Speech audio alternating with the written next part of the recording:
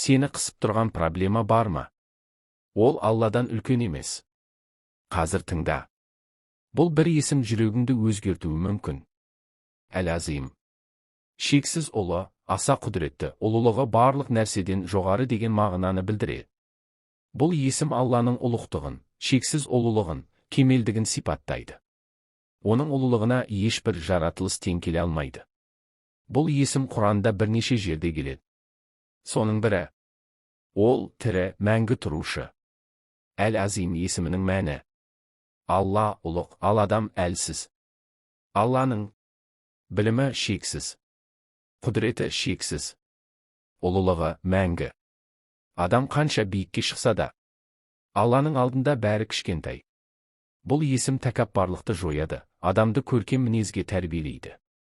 Әл-Азим есімін қашан айту керек?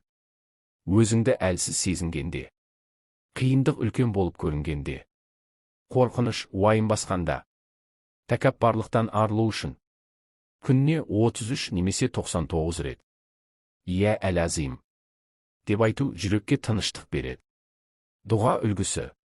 «Я Әл-Азим, жүрегіме сенің ұлылығыңды сездір.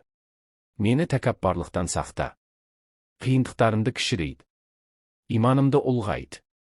Амин». Бұл видео саған керек болды ма? Иә немесе жоқ деп комментке жаз және тіркел.